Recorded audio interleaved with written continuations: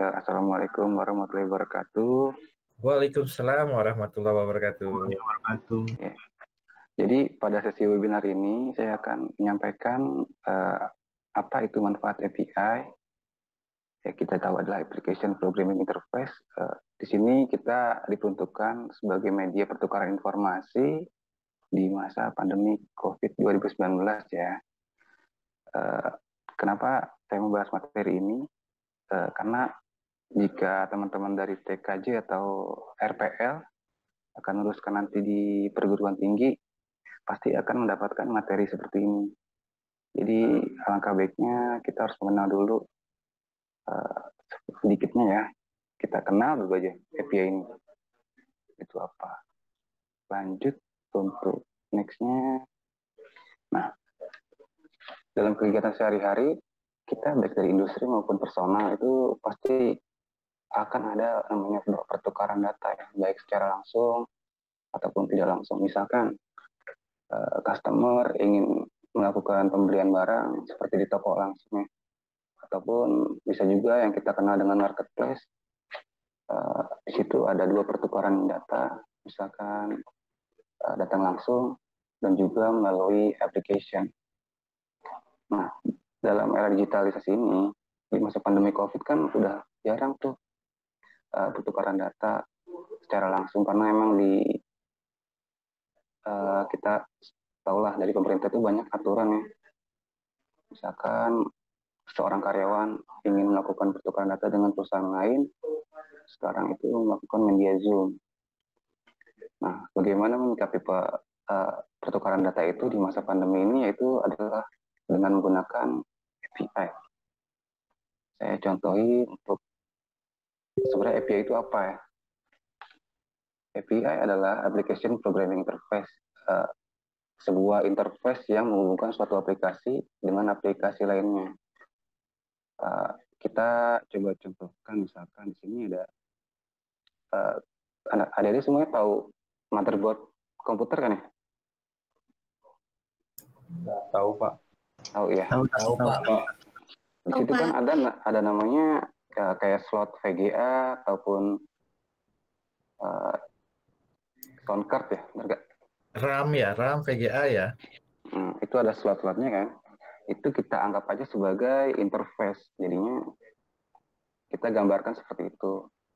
Di sebuah motherboard ada namanya slot RAM, terus ada slot VGA, ada juga slot ya, sound card ya. Itu disebut, kita anggap aja itu interface. Jadi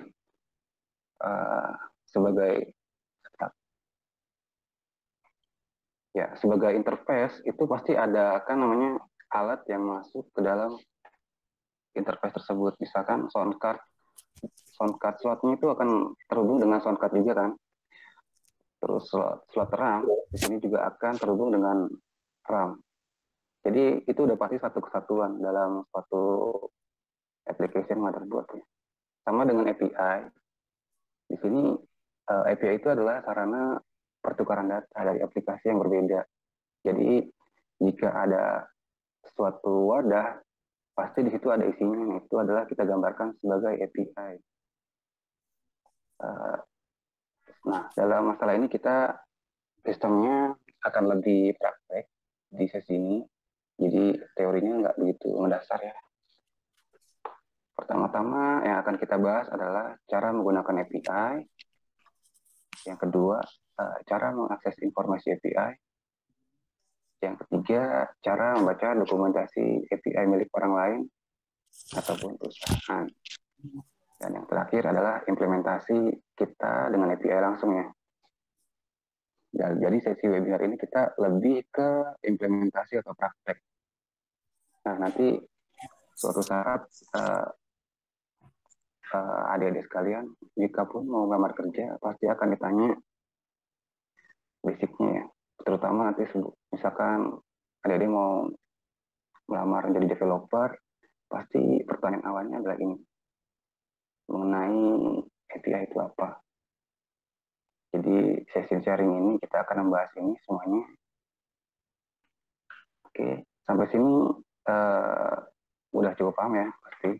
Kita lanjut ke gambaran umum cara kerjanya API. Jadi di sini ada gambar satu. Ini adalah handphone, ya. Kemudian ini adalah API-nya, dan ini adalah web servernya. Jadi API itu ada 3 di dalamnya itu. Satu device-nya front end kita sebut, terus interface-nya adalah API, dan di sini adalah web service. Tapi kita nggak akan lebih mendalam ke web service-nya, kita akan mendalami API-nya aja. Oke, kita coba pertama-tama gambaran umum dari cara kerja API, yaitu aplikasi mengakses API. Di sini kita coba lihat ada satu handphone, dia mencoba request terhadap API. Nah, ini langkah pertama cara mengaksesnya adalah seperti itu. Dari handphone, misalkan device, merequest ke dalam API, kemudian API melakukan request ke web server. Nah, dari web server itu akan memberikan respon balik ke API-nya. Lalu, proses selanjutnya adalah API yang menyampaikan respon ke handphone tersebut. Contohnya seperti ini. Kita definisiin ke pemesanan online ya. Dari pasti tahu Tokopedia ataupun Shopee. Ketika Shopee, misalkan Tokopedia, kita melihat cek stok gitu ya. Pasti device-nya ini akan memberikan request ke API. Nah, API ini bekerja misalkan saya mau cek stok nih untuk item A ke web server. Nanti web server akan bekerja, di sini akan memberikan respon ada atau enggak nih stoknya. API ini akan memberikan respon kembali ke si pemesan, yaitu device-nya. Seperti itu gambaran API. Oke, untuk selanjutnya, untuk cara kerja API begini aja. Simple ya, kalau digambarin. Yang selanjutnya kita akan memakai software sini. Cara mengakses informasi API. Yang pertama, menggunakan software tester. Di sini saya menyediakan 2, yaitu Postman sama Insomnia. Nah, nanti kita akan pelajari di sesi akhir cara bekerja dengan Postman. Kalian juga bisa Insomnia, sama aja sih. Cuman kalau menurut saya pribadi, Postman lebih user friendly lah ya. Yang kedua, melalui script.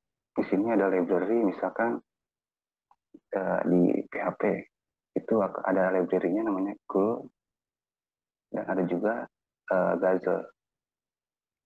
Nanti ini kita nggak terlalu bahas, jadi kita lebih bahas menggunakan software tester. Oh ya, untuk adik-adik kalau misalkan mau nyoba langsung bisa download langsung ya Postman. Sini tinggal download, itu sekitar masih 20 MB lah ya, cukup. Lanjut, cara mengakses informasi API. Ini kita, yang saya bilang tadi, kita akan menggunakan Postman medianya. Postman adalah sebuah aplikasi yang berfungsi sebagai REST client untuk uji coba REST API. Nah, fungsinya Postman di sini adalah kita mau mengetes apakah sebuah web server itu bisa digunakan atau tidak oleh request yang akan kita coba. Jadi Postman di sini ibarat tuh software memang untuk mengetes atau menguji suatu web server itu bisa atau tidak ya. Biasanya seorang developer itu akan menggunakan Postman ataupun Insomnia. Banyak lagi sih sebenarnya tester lainnya. Sebelum developer menguji itu pada script, biasanya mereka menggunakan aplikasi software ini dulu. Jadi emang penting banget bagi kalian untuk mengetahui caranya. Nanti kita akan sharing di bab terakhir ya. Nah, untuk cara membaca dokumentasi ini saya akan memix dengan GUI-nya, graphic user interface-nya pada Postman. Oke, saya buka dulu ya. Nah, ini adalah Postman. Kalian juga bisa di sini download Postman. Ya, di sini ya. Nanti saya kirimkan Google link-nya.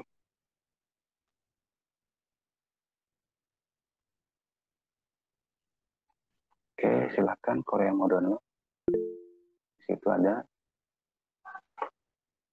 Kalian daftar dulu. Kalau misalkan mau, ataupun langsung download. Silahkan. Oke, lanjut ke materi. Nah, bagian-bagian dalam sebuah dokumentasi biasanya ada URL di sini. Nah, kita coba cek di Postman itu URL seperti apa ya. Ini namanya URL di sini. Jadi langkah pertama untuk melakukan sebuah API adalah URL dulu. Kalau kita sudah punya URL, langkah selanjutnya adalah metode. Nah, saya akan menjelaskan metode di sini. Metode merupakan sebuah operasi ya, berupa fungsi-fungsi yang dapat dikerjakan oleh suatu objek. Nah, di sini ada 4 yang kita akan bahas, tapi lebih detailnya kita dua dulu aja ya. Kalau waktunya kurang cukup. Untuk dia sendiri, ini adalah proses penarikan data pada umumnya. Misalkan kamu mau mendapatkan informasi nomor handphone ataupun jadwal atau informasi akademik, kita menggunakan metodenya GET. Kalau POST, di sini kita akan mengirimkan data berupa parameter yang ada di body. Nanti kita akan langsung lihat ke aplikasinya. Untuk put, biasanya di sini untuk lanjutan ya dari metode GET dan POST. Biasanya itu dilakukan untuk pengupdatean data terhadap web server. Dan yang terakhir, sesuai namanya itu delete, fungsinya buat menghapus, diperuntukkan untuk menghapus data. Gitu ya. Kita coba ke pengaplikasian pada Postman-nya di sini. Nah, ini adalah Postman yang awal. Di sini ada metode, di sini ada banyak sekali ya metode-metodenya. Mas Haji, screen saya masih jalan kan ya? Masih, Mas Ahmad? Oke, jadi untuk lebih detailnya kita akan membahas 2 metode dulu, karena satu webinar ini nggak cukup buat bahas semuanya. Ya, jadi sini kita pilih nanti kalau mau request apa, menggunakan metode apa, kita akan bahas nanti. Kemudian satu lagi authorization. Nah, proses authorization ini adalah seperti kunci ataupun perizinan untuk melakukan suatu event pada APK ya. Saya akan perlihatkan authorization itu seperti apa. Jadi kita lebih ke praktik di sini ya. Jadi saya akan menerapkan pada sistemnya langsung. Jadi di Postman ini adalah kita lihat authorization. Di sini ada param, ada authorization. Nah, kita di sini ada nomor out, API key, ada beer token, basic out. Nah, ini masuknya adalah authorization. Oke. Tapi kita nggak terlalu bahas ke sini. Kita yang basic-basicnya aja dulu. Cuman ini sekedar pengetahuan ya.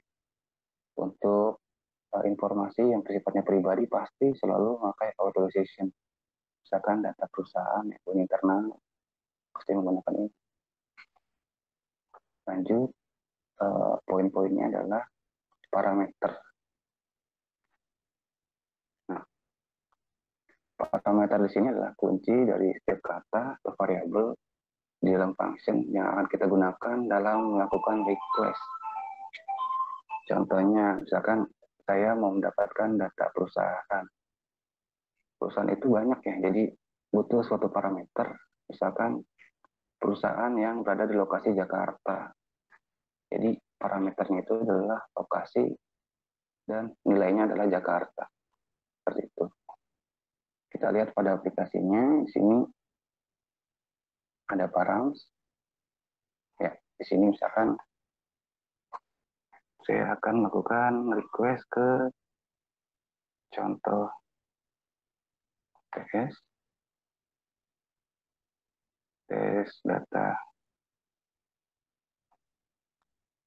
Jangan tes data ya, lebih susah. Get data perusahaan. Di sini parameternya adalah wilayah. Misalkan wilayahnya adalah Bogor. Nah, parameter itu adalah seperti ini contohnya. Wilayah Bogor. Pasti sampai sini sudah pada paham ya. Mudah-mudahan. Ya, next kita ke poin berikutnya adalah metode. Tadi udah ya? Oh, metode udah. Sorry. Header ya. Di sini adalah suatu header aplikasi. Contohnya seperti konten, tangga, dan meta. Tapi biasanya itu header berisi tentang kunci atau API ya.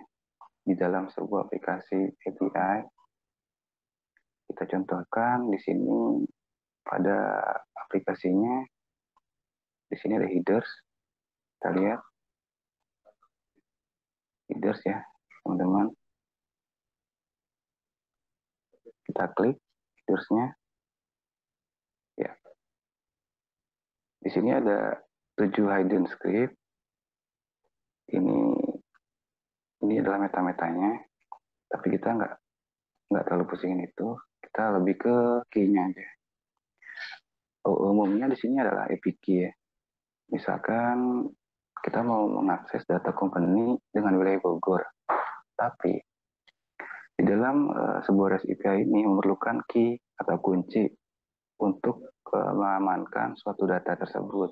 Jadi misalkan di sini key-nya adalah tes. Ketika kita send, jika key-nya ini benar sesuai dengan yang terdaftar pada web service mereka ataupun company lain, dia akan sukses. Tapi jika key-nya salah ataupun tidak sesuai, dia akan menampilkan respon negatif juga. Seperti itu garis besarnya. Lebih jelasnya nanti kita akan praktek langsung pengambilan data di sesi implementasi. Kita lanjut ke respon di sini. Respon adalah suatu balikan dari sebuah proses input atau proses pengiriman data. Misalkan tadi kita melakukan proses get di sini. Nah, balikannya itu adalah sebuah data, yaitu respon di sini. Bisa berupa XML ataupun bisa berupa JSON. Untuk materi JSON dan XML mungkin kalian bisa cari lagi di internet ataupun di media lain. Kita bisa jelaskan nanti sambil implementasi ya. Proses selanjutnya adalah implementasi. Nah, jadi teman-teman apakah mau langsung praktek ataupun saya nunggu download kalian nih? Saya mau tanya dulu ya.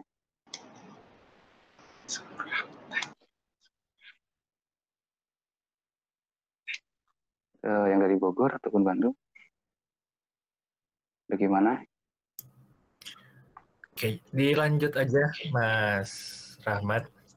Jadi mungkin audiens nanti bisa sambil berjalan. Nanti kalau Iya, misalnya ada yang tidak mengerti, tenang saja.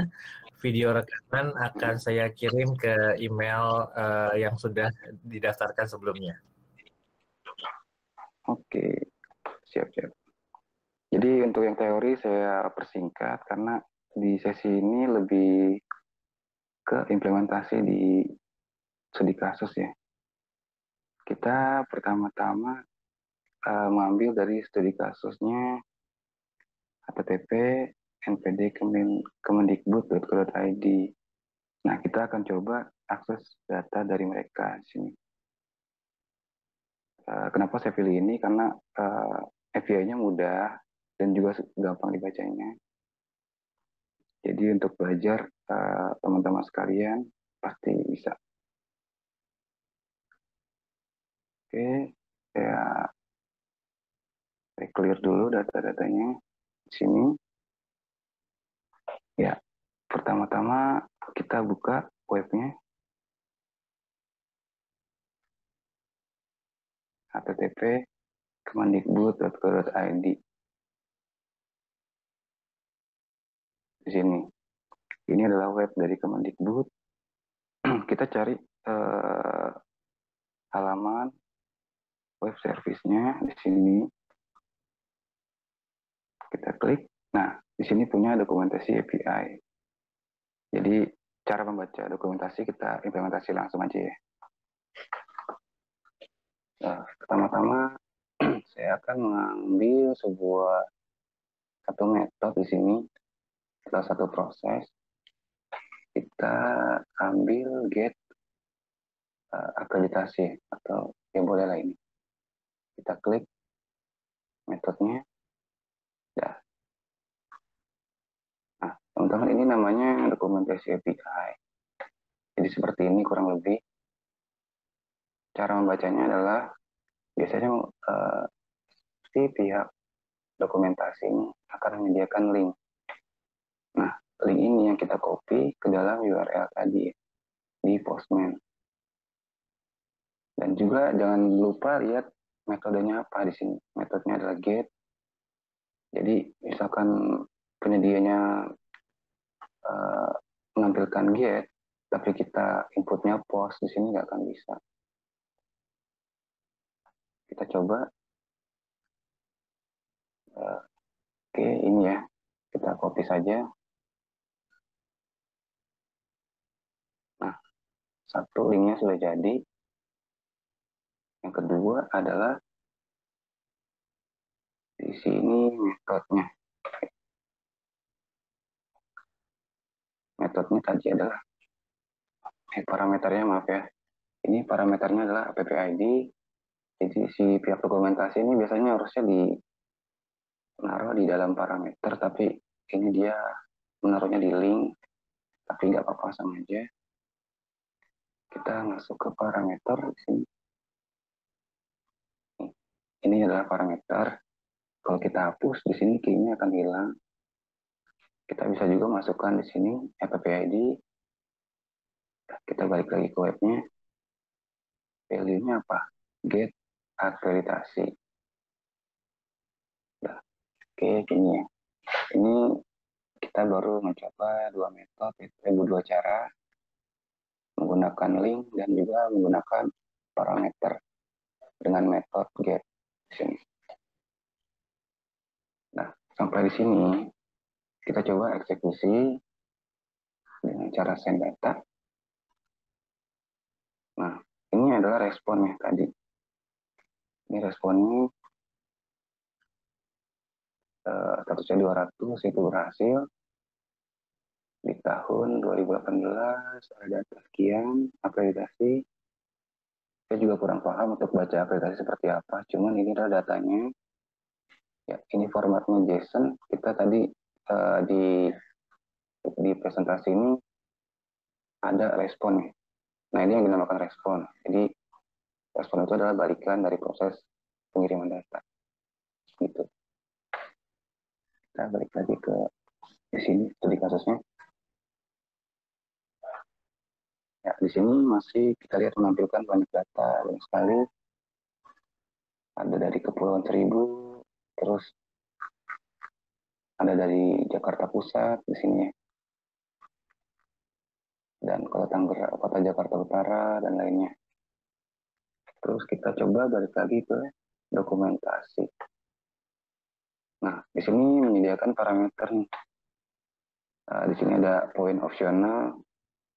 Kalau dia opsional, ya berarti boleh iya, boleh enggak parameternya di input. Kita coba ya. di tahun, kita coba parameter tahun, kita tambahkan ke Postman-nya. Ini kita tambahkan parameter tahun. Kita lihat lagi di sini default-nya adalah 2018. Nah, kita nggak mau nyari yang data 2018. Oke. Kita coba di tahun 2019. Nah, bentar. Jadi respon balikannya itu adalah di tahun 2019 ya semuanya. Provinsi DKI Jakarta tahun 2019. Ini akan berbeda dengan tanpa filteran yang tadi tahun. Jadi itu fungsinya. Kita coba lagi satu. Sekarang contohnya adalah kode provinsi. Oke, kode provinsi ya. Kita coba filter pakai parameter kode provinsi. Kode provinsi, saya coba cek dulu kode provinsi DKI Jakarta. Nah ini kode provinsinya kita dapat. Kita coba, hasilnya pasti akan lebih sedikit respon baliknya. Ya, kita coba send. Nah, provinsi DKI Jakarta, terus yang kedua. Ini juga sama, provinsi DKI Jakarta. Yang ketiga masih sama. Kita pastiin lagi, nggak ada selain provinsi DKI Jakarta. Ya. Sampai terakhir. Nah, ini udah kefilter berarti ya, API-nya benar di Kemendikbud ini. Nah, contoh kedua. Sampai sini, ini Mas Haji boleh langsung tanya jawab nggak? Atau gimana? Boleh, Mas Rahmat, kalau memang sudah bisa dibuka sesi tanya jawab, dipersilakan. Ini sebenarnya materinya masih ada 2 studi kasus, tapi kalau misalkan ada yang mau bertanya gimana Mas Haji? Boleh.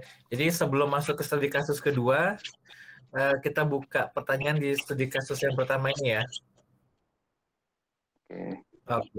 Ya ini cukup, bagi saya moderator cukup menarik sih. Artinya ada sebuah tools yang membantu kita menghubungkan antara satu aplikasi dengan aplikasi lain ya. Nah, tools ini Mas Rahmat mention adalah menggunakan tools Postman. Ini menarik sekali. Pembahasannya juga cukup ringan, jadi langkah-langkahnya dan lain sebagainya, sampai bagaimana melihat feedback ketika kita sudah memasukkan parameter. Nah, mungkin bagi para peserta audiens yang mungkin dari tingkat SMK, ada yang di kelas 11, mungkin ini sesuatu yang mudah-mudahan menjadi menarik. Dan yang sudah kelas 12 mudah-mudahan juga ini bisa menjadi pengetahuan baru. Jadi buka API ini mungkin adalah sebuah langkah di pertengahan ya, Mas Rahmat. Jadi yang di awalnya adalah kita membuat aplikasi, lalu apabila ada aplikasi yang mau kita hubungkan, barulah kita bermain di API-nya. Nah, saya membuka sesi tanya jawab buat para peserta audiens. Dipersilakan sebelum Mas Rahmat masuk ke dalam studi kasus kedua. Boleh tanya? Oke, dari mohon menyampaikan nama dan asal dari mana dan institusi atau sekolah dari mana? Anastasia dari Nusa Mandiri. Oh, oke. Baik. Saya persilakan. Ini Mas Rahmat sama Mas Aji, kelebihan sama kekurangan dari aplikasi API ini apa ya? Baik. Application Program Interface ini. Iya, kelebihan dan kekurangannya ya. Baik, saya catat dulu. Ada satu lagi mungkin, terima kasih. Panggilannya Mbak Tasya berarti ya? Yes, betul. Oke, thank you Mbak Tasya atas pertanyaannya. Ada mungkin dari teman-teman yang lain, dipersilakan. Kalau tidak ada, mungkin saya persilakan Mas Rahmat untuk bisa menjawabnya.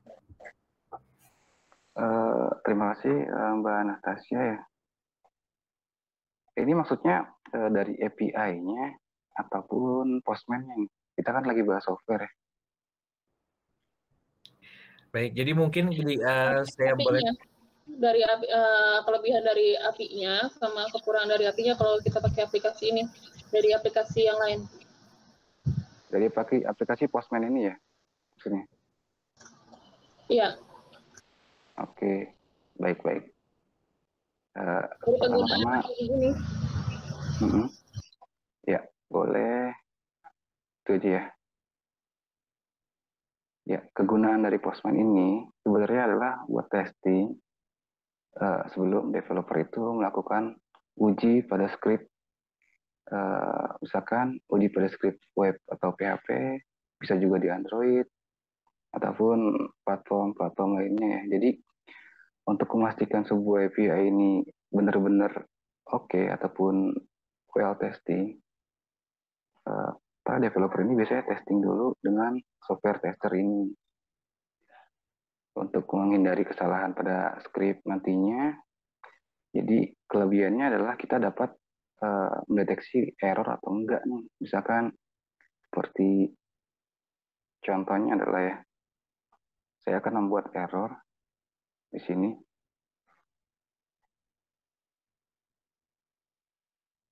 Jadi kita dapat mengetahui error pada suatu API. Ini saya mau ke atasin, nggak bisa nih. Nah, ini. Jadi parameternya ini kan saya mengirim nggak ada ya. Jadi error ini akan ketahuan kalau menggunakan software tester. Jadi sebelum kita deploy ke suatu sistem ataupun aplikasi, jadi kita tahu nih errornya di mana dulu. Jadi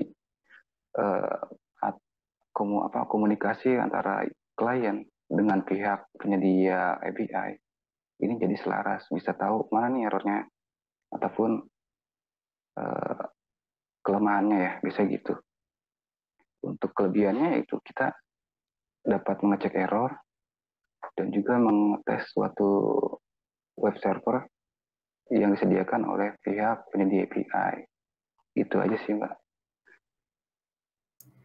Apa sudah jelas? Thank you, Mas Rahman, penjelasannya. Cukup dapat gambaran, Mbak Tasya? Mudah-mudahan dapat gambaran ya. Jadi ini tools ini mungkin kalau saya ambil benang merah, Mas Rahmat.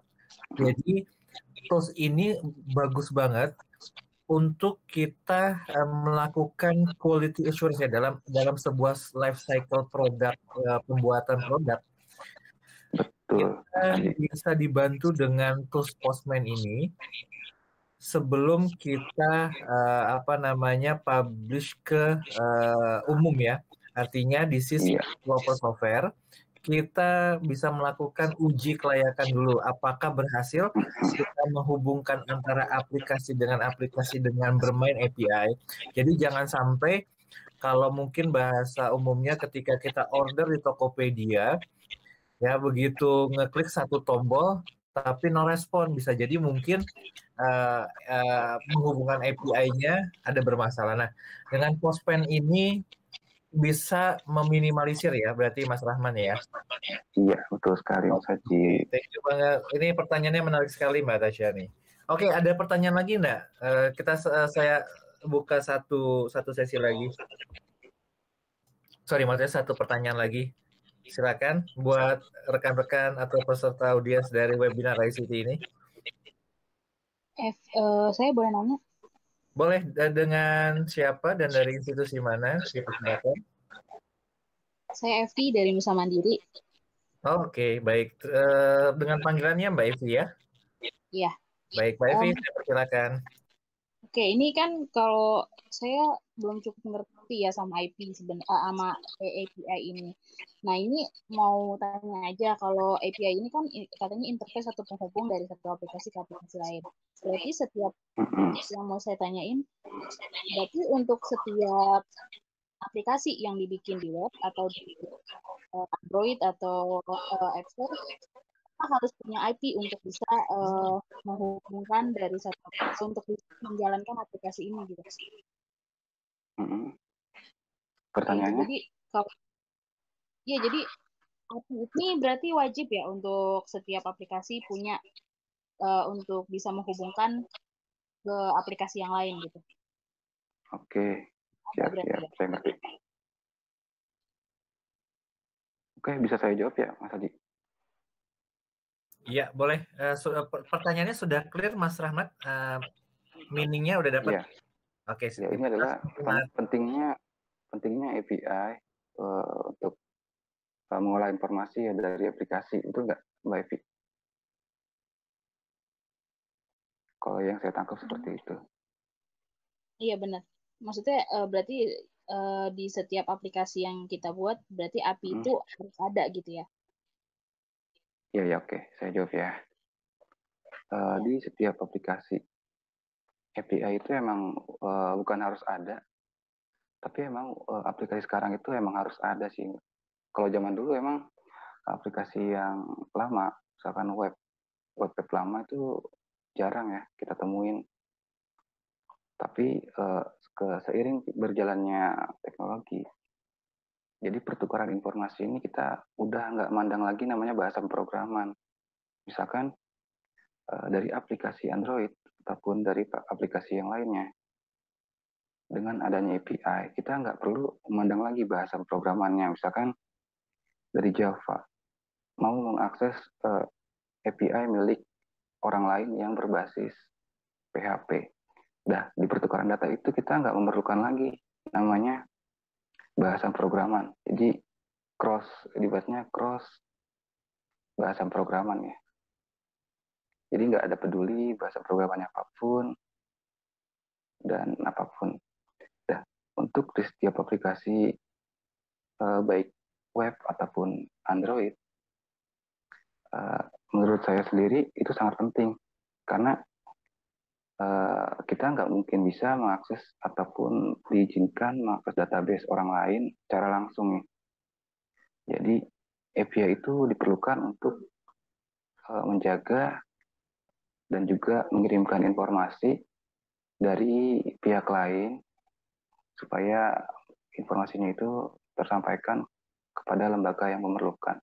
Contohnya, perusahaan A ingin mengakses data transaksi pada perusahaan B. Perusahaan B ini tidak mungkin menyerahkan namanya database ke perusahaan A. Disitulah peran API diadakan. Jadi API ini adalah pihak ketiga di tengah-tengah antara pihak A dan pihak B. Sistemnya itu seperti firewall atau keamanan sistem. Garis besar seperti itu. Jadi kita bisa gambarkan pihak ketiga API ini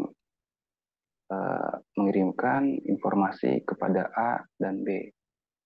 Jadi ibarat kita ada kurir. Misalkan studi kasus saya pindahin ke Tokopedia. Nah, pihak Tokopedia ini tidak mungkin langsung mengirimkan barang. Jadi ada namanya aplikasi Tokopedia. Dan pertengahan antara Tokopedia itu dengan customer adalah kurir. Nah, di sini adalah anggaplah kurir ini sebagai API-nya. Jadi kurir ini menerima pesanan, aplikasi ini menerima pesanan, dikirimkan melalui kurir, lalu kurir menyampaikan ke customer. Jadi gambaran seperti itu, Mbak Evi. Kalau dijawab penting, pasti penting ya, karena zaman sekarang itu akses data nggak mungkin secara langsung. Seperti itu. Berarti si API ini bisa juga sebagai apa namanya bridge jaga data ya?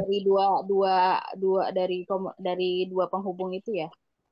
Iya betul, penengah antara A dan B ya, kayak tadi kita. Wah, menarik. Mungkin saya bisa ngasih analogi sederhana nggak, Mas Rahmat? Jadi misalkan gini ya mungkin ya buat teman boleh, Mas yang masih bingung tentang konsep API. Jadi Tokopedia pasti teman-teman kalau belanja begitu milih pengiriman misalkan JNE kah atau mungkin antar aja kah, udah langsung ketemu harganya. Alamatnya kan sudah ditentukan di Tokopedia. Terus begitu milih JNE sudah langsung tuh ketemu harganya dengan jarak misalkan Rp12.000. Nah, Tokopedia dengan JNE itu tidak langsung misalkan Tokopedia masuk ke database-nya JNE gitu kan ya, karena bahaya bisa ngacak-ngacak. Nah, dengan adanya API si Tokopedia hanya sebatas mengakses jarak dan nilai harganya saja. Dibuatkanlah oleh JNE ya, begitu ya Mas Rahmat ya. Jadi kenapa kalau pertanyaannya apakah sangat penting? Penting sekali. Daripada Tokopedia membuat master database alamat, jarak, harga. Nah, itu akan sangat membutuhkan effort besar. Lebih baik Tokopedia udah aja minta sama JNE daripada saya masuk ke database-nya JNE, tolong buatkan jembatannya ya, yaitu API. Saya hanya butuh jarak antar kilometernya plus harganya yang sudah ditetapkan price list-nya dari JNE. Mungkin gitu ya Mas Rahmat ya, bisa dibilang ya. Iya, garis besar seperti itu. Terus saya mengambil garis benang lagi yang merah ini ada cukup menarik. Jadi tanpa melihat bahasa pemrograman ya Mas Rahmat ya. Jadi misalkan kalau Tokopedia bahasa pemrogramannya PHP misalkan, terus si JNE bahasa pemrogramannya misalkan Java. Nah, dengan adanya API ini, tidak melulu harus JNE menyesuaikan ke bahasa pemrograman Java-nya si JNE gitu ya. Tapi dengan API ini, mereka bisa langsung berkomunikasi. Wah, menarik sekali. Thank you Mas Rahmat. Dilanjut. Ini dari teman-teman SMK ataupun SMK Bogor atau Bandung, apa ada pertanyaan? Kita akan lanjut ke studi kasus yang kedua. Nah, ini dari menarik lagi. kampusnya Mas Rahmat banyak bergabung juga ya. Ada Mbak Tasya tadi sama Mbak Evi. Mungkin ada teman-teman lain dari teman-teman SMK yang di Bandung dan di Bogor. Dipersilakan kalau ada yang ingin bertanya. Tidak harus masalah teknis, tapi yang umum-umum tadi juga boleh. Misalkan memang API itu seberapa penting sih gitu. Kalau kita nggak buat API, apakah bisa gitu ya? Jadi yang sederhana juga nggak apa-apa. Ini untuk menambah wawasan kita semua. Dipersilakan ya. Apa mau dilanjut Mas Rahmat ke studi kasus kedua? Dilanjut aja kali ya. Ya. Karena waktu untuk sesi webinarnya tinggal 10 menit lagi, habis itu masuk ke sesi tanya jawab, jadi bisa kita maksimalkan ya. Nah. Oke. Ya, ini kita lupakan ke API-nya Kemendikbud, kita lanjut ke API-nya Raja Ongkir sini. Nah, ini lebih menarik lagi, Raja Ongkir. Ya, kita coba. Nah, di menu Raja Ongkir, kalian harus registrasi dulu. Pertama-tama untuk mendapatkan API key-nya. Jadi dia harus, ini free ya.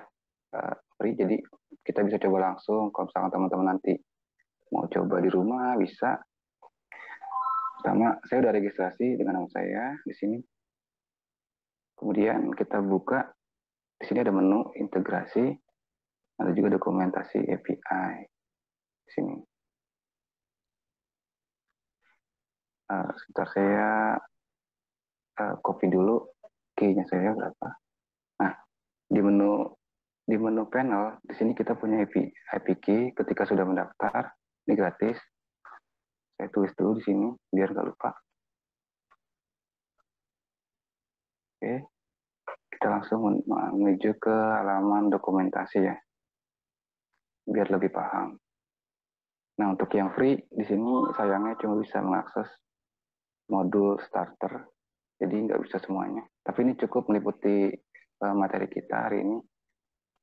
Nah, yang pertama di Raja Ongkir ini dia menyediakan data provinsi. Ya, kita cobain data provinsinya apa di sini. Kita copy linknya. Metodenya masih sama, get. Ya, kita coba ke aplikasi Postman-nya di sini. Kita copy linknya. Ya, kita metodenya ganti ke get. Terus kita lihat lagi. Sepertinya parameternya ada di sini. Nah, untuk Android, iOS kita nggak butuhin, kita lupain aja. Nah, di sini yang wajib adalah ini ya, key, parameter key.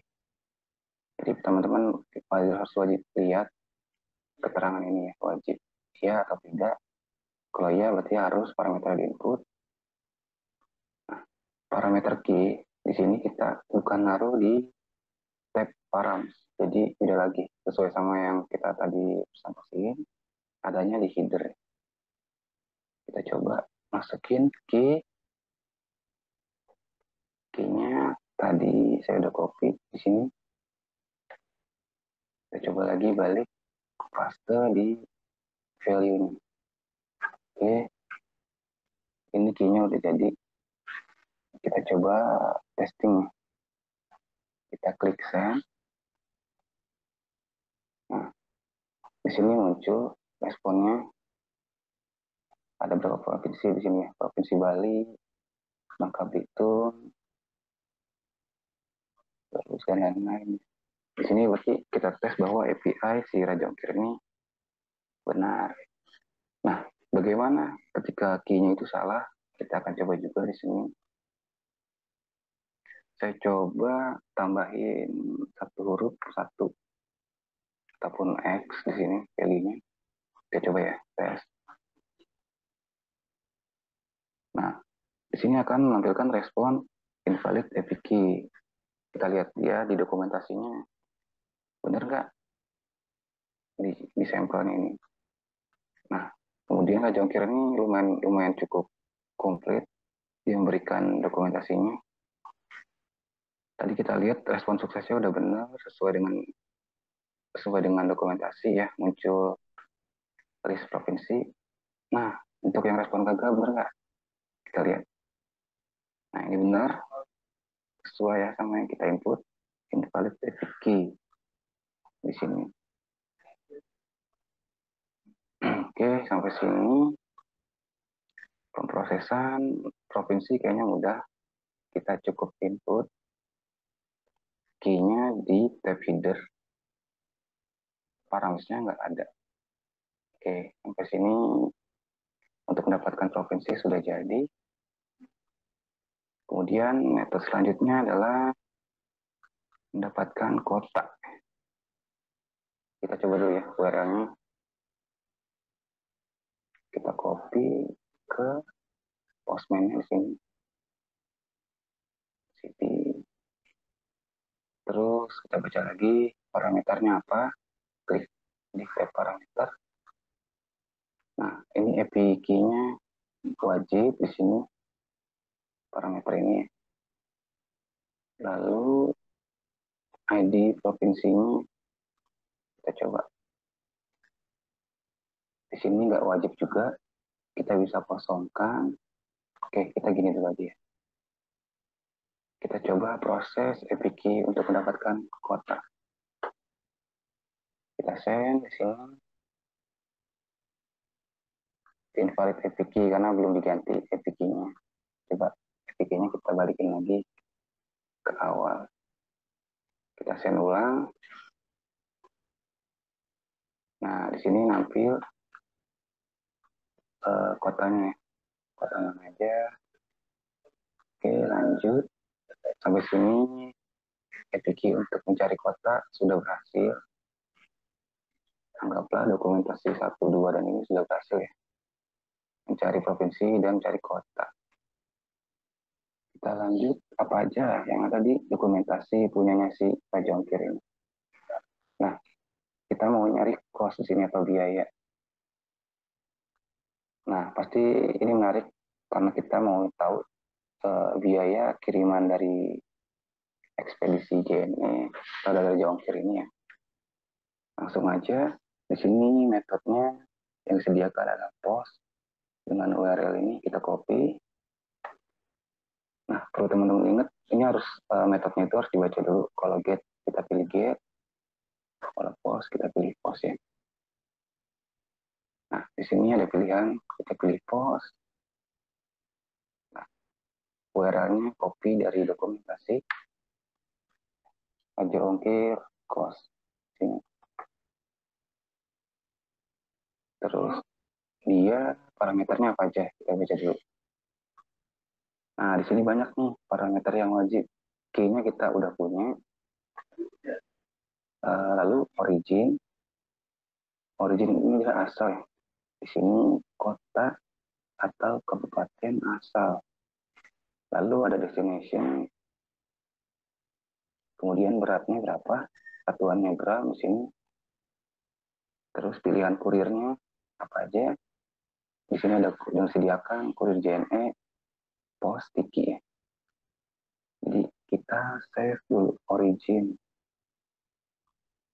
Kita masukkan ke dalam postman-nya. Oh ya, untuk metode post sendiri di sini dia bukan di parameter inputnya, tapi di body ya. Nah di sini.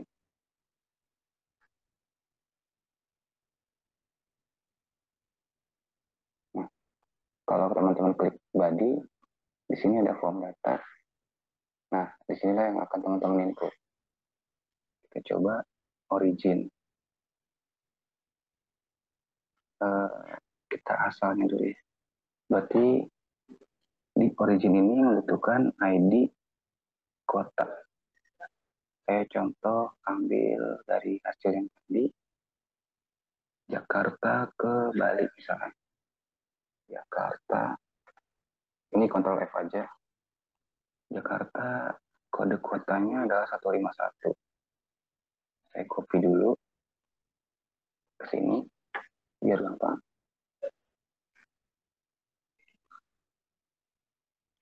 Oke. So, saya mau tes pengiriman ke Bali. Coba. Kita copy lagi ke notepad. Satu lagi buat sampel yaitu ke Semarang. Kita copy dulu. Ini fungsinya untuk mendapatkan ID, teman-teman. Ya, ini balik lagi ke dokumentasinya. Parameter pertama adalah origin atau kota asal. Parameter keduanya adalah tujuan. Kita copy aja ke postman. Di sini origin, yang kedua adalah destination atau kota tujuan. Kita masukin nih kotanya apa aja ya. Kode kotanya Jakarta 151. Kita ketik 151. Saya mau ngirim ke provinsi kota Bali, misalnya 161 ya. 161 di sini. Kemudian parameter lanjutannya adalah weight atau berat. Kita copy saja. Lalu parameter selanjutnya adalah kurir. Berat satuannya gram. Kalau kurir pilihannya cuma 3 di sini. JNE, pos, tiki. Oke. Lanjut ke postman ya. Kurirnya saya mau pakai JNE. Coba kita post di sini. Oh, nggak bisa nih. Ada yang kurang ya. Nah, gunanya postman itu bisa memvalidasi suatu form seperti ini. Satu parameternya belum keisi. Contohnya seperti ini. Beratnya harus diisi. Kita sekarang isi ya. Saya mau coba 10 kilo. Satuannya gram karena. Kita post di sini. Nah, benar nggak? Oke, responnya berhasil. Nah, hasilnya seperti ini. Origin, kodenya, destination-nya. Kode destination, kode JNE, statusnya benar 200. Kita baca hasilnya. Ya. Mas Rahmat, mohon izin, waktu tinggal 5 menit lagi. Oke, Mas Haji, siap. Ini dikit lagi. Oke. Ya, nah ini resultnya, hasilnya. Ekspedisi yang kita pilih tadi JNE, namanya adalah kepanjangan jalur Nugraha Eka Kurir, ongkos kirimannya ekonomis, ini tarifnya 270.000. Nah, ini adalah fungsinya dari API si Raja Ongkir ya. Kita bisa dapetin tarif harga di sini. Nah, untuk yang reguler kita dapetin juga tarif harganya 310.000. Dah, jadi seperti ini fungsinya API dari Raja Ongkir yang free ya, yang gratis, mengambil biaya atau cost pengiriman. Jadi dapat kita simpulkan ya API ini emang sangat fleksibel ya untuk kita pelajarin karena memang di zaman sekarang ini aplikasi sudah menggunakan web service semuanya. Oke, mungkin teman-teman sampai sini studi kasusnya sudah selesai untuk yang Raja Ongkir ini. Kita dapat mendapatkan suatu informasi dari Raja Ongkir mengenai tadi provinsi, kota, dan juga biaya pengiriman. Nah, tiga informasi ini adalah gratis, kalian bisa cek nanti menggunakan Postman dengan metode ini. Nanti slide-nya saya bisa kirimin. Ya. Oke, Mas Rahmat, thank you banget materi uji kasus terakhirnya yaitu dengan Raja Ongkir.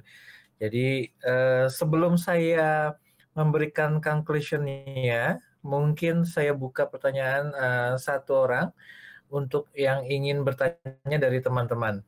Dipersilakan. Saya izin bertanya, Pak. Ya, nama siapa dan dari mana? Nama saya Erlangga dari Bandung, Pak. Oke, Mas Erlangga dari SMK atau Jurusan Tinggi atau Pak. Medikakom. Oh baik, dari SMK Medikakom. Baik, dipersilakan Mas Erlangga untuk pertanyaannya. Pertanyaan dari saya, bagaimana cara mengatasi atau mencegah ancaman atau penyalahgunaan API? Begitu, Pak. Wah, berat sekali pertanyaannya. Baik, Mas Rahmat, gimana Mas Rahmat? Adakah satu script atau firewall untuk mencegah? Mungkin ancaman ini apakah yang mengeluarkan API-nya atau yang menerima API-nya? Nah, mungkin pertanyaan lebih spesifik mungkin ya kali. Tapi boleh mungkin dijawab kedua-duanya, Mas Rahmat. Oke, ya. Ini pertanyaannya bagus sekali ya. Artinya ini udah masuk ke REST API ya. Itu maksudnya lanjutan dari webinar ini. Sebenarnya itu masih ada sesi berikutnya. Oke, saya akan jawab sekarang untuk mengatasi ancaman di API. Itu Mas Erlangga? Iya, Pak. Ya, ini ada banyak cara untuk mengatasi ancaman.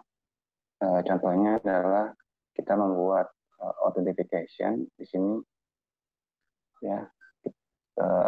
Untuk UI-nya seperti ini, ada bir token, basic out. Ini salah satunya ya untuk sekuritas dari API tersebut. Kemudian, misalkan di sini API key. Nah, ini API-nya apa? Misalkan di sini ada API-nya, anggaplah kita lolos nih, bisa tembus ataupun ada hacker yang coba. Biasanya developer itu menyiapkan sebuah pengakses data untuk setiap metode-metodenya.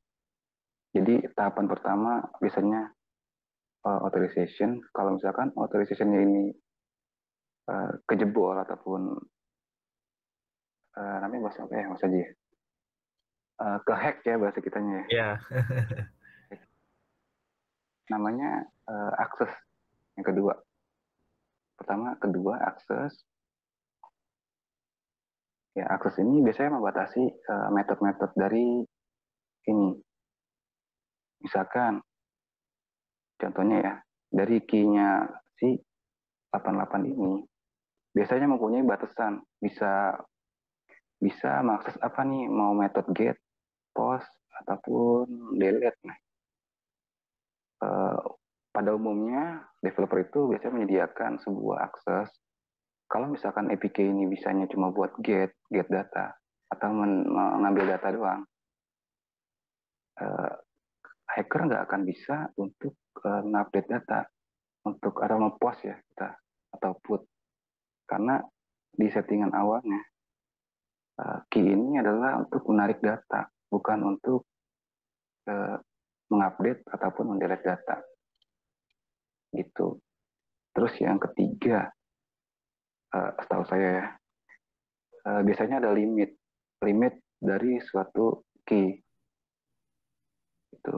Jadi dalam sehari ini biasanya kalau public API ya, public API juga sama. Di situ ada limit dari key-nya tersebut. Jadi misalkan APK ini bisa mengakses berapa kali nih dalam sehari. Contohnya satu hari ini bisa mengakses 10 kali hit ke dalam sebuah API. Jika lebih dari 10, maka dia nggak akan bisa. Jadi salah satunya adalah seperti itu. Untuk contoh keempat, biasanya itu, saya juga lagi mikir dulu. Paling untuk ketiga itu sih, Mas. Jadi pertama, authorization, kemudian yang kedua, akses levelnya, yang ketiga, limit. Untuk standarnya sih seperti itu, sementara. Baik. Mungkin yang bisa di benang merahnya adalah bahwa API ini bukan, kan kalau ada metode create, read, update, dan delete, jadi fungsi API yang kita ambil dari orang lain hanya bersifat read ya, Mas Rahmat ya? Iya, sesuai dengan metodenya masing-masing. Sesuai dengan metode masing-masing. Baik. Baik, mungkin itu sesi terakhir dari webinar ini, rekan-rekan semua. Jadi sebagai conclusion dari pada acara webinar ini adalah sebelum saya membuat conclusion, ada penutup dari Mas Rahmat, saya persilakan dulu. Iya, untuk teman-teman sekalian, mungkin nanti yang di kelas 12 ataupun kelas 11, bentar lagi lulus ya. Coba sekali-kali kulik materi ini, karena di dunia kerja ataupun nanti ada yang mau langsung kerja ataupun mau lanjutin di kuliah teknik informasi ataupun sistem informasi, materi ini nanti akan dipelajari. Jadi sedini mungkin ya coba cari tahu dasar-dasarnya seperti apa, untuk implementasinya seperti apa gitu ya. Mungkin webinar ini membantu untuk membuka pengetahuan dasarnya aja. Itu aja sih dari saya, Mas Haji. Baik, terima kasih banyak. Mungkin itu adalah penutup terakhir dari sesi Mas Rahmat dalam menyampaikan materinya. Baik, sebelum saya tutup secara resmi, izinkan saya memberikan sebuah conclusion bahwa ini bersifat sebenarnya tidak harus ada di setiap aplikasi, tapi di era dalam membuat sebuah aplikasi di era sekarang ini, ternyata kebutuhan API ini sangat ada sekali. Salah satu contoh yang paling biasa kita temui adalah di salah satu aplikasi, yaitu Tokopedia sebagai marketplace, dan di dalamnya banyak sekali ekosistem, yang salah satunya adalah aplikasi yang selalu nempel dengan Tokopedia adalah ekspedisi, bisa JNE dan lain sebagainya. Nah, untuk menghubungkan aplikasi dengan aplikasi lain, masing-masing developer itu membuat sebuah API, sehingga pertukaran informasi tidak langsung masuk ke dalam inti daripada software masing-masing. Jadi kalau saya boleh analogikan dalam sebuah rumah, berkomunikasinya itu di teras rumah. Nah, kurang lebih seperti itu. Jadi tamu tidak langsung masuk ke kamar, jadi si yang punya rumahnya akan berinteraksi mengeluarkan barangnya di teras rumah. Nah, itulah konsep API. Jadi apakah wajib itu tergantung daripada pembuat aplikasi tersebut. Dan yang terakhir adalah banyak sekali tools-tools yang tersedia, yang salah satunya hari ini narasumber sampaikan menggunakan tools Postman.